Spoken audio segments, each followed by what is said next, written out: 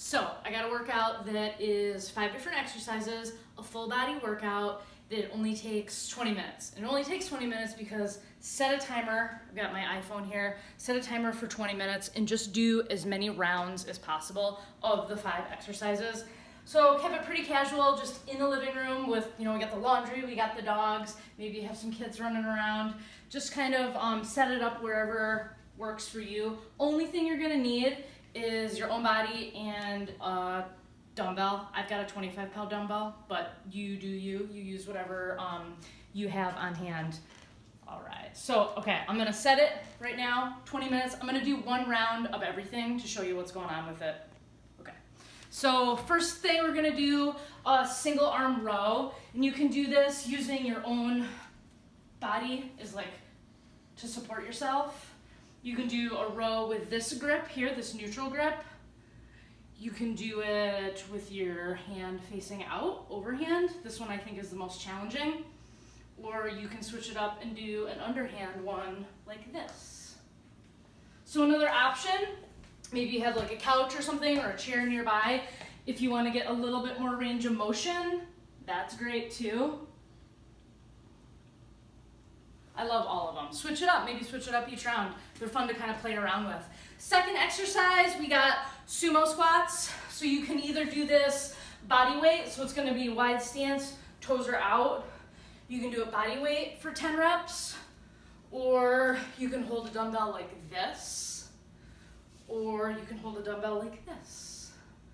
So, a lot of options. Oh my gosh, even like this. So many options, none of them are wrong, they're all good. All right, so that's your second one. You got the rows, you got the sumo squats. Third thing, you're on the ground. So it's gonna be, here's a safe way to get down with the dumbbell too if you have a heavy dumbbell.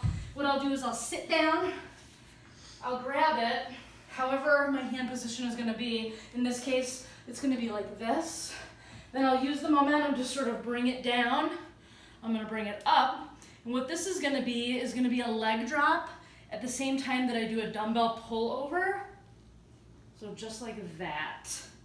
So the leg drop is hitting my abdominal muscles, and then this overhead pull, I'm pulling a lot with my chest muscles, but also my lats in the back of my body too.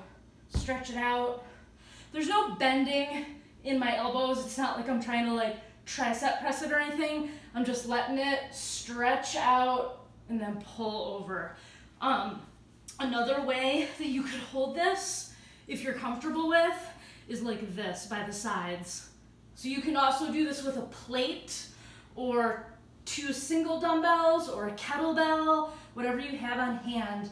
If the leg drop is too much, you can just hold your legs here at a 90-degree angle. That is also awesome because it engages your core. Or another option is to do a kick out. So some people like that too. Play with all of them and see what works for you. A good way to get up with the dumbbell so you don't have to like ditch it off to the side is to just use the momentum of the dumbbell and come up safely like that. All right, next one we got is a loaded backwards lunge. So I'm gonna use Barry the Doxy for this one. We have kind of matching outfits too. He wore his blue and I wore my blue. So Barry weighs about, what are you doing these days? Maybe 13 pounds? He's really shy, but he's so cute. He's about 13 pounds. So he makes an excellent weight for backwards lunges. Maybe you have a small child, if you want to hold close to you like this. I'm just gonna step back and then stand up. So you're gonna do 10 of these on each leg. If holding a little dachshund or a little baby is too much for you, of course you can just do body weight too. So for the backwards lunge, we're looking for 90-degree angles on both legs. So this is awesome for balance. If this is not hard enough for you and you're like really confident in it, you can also back lunge, and then I'm not stepping down at all. I just hover and then go right back into it. That's awesome too. So wherever you're at, and hopefully it doesn't give your dog or your baby anxiety.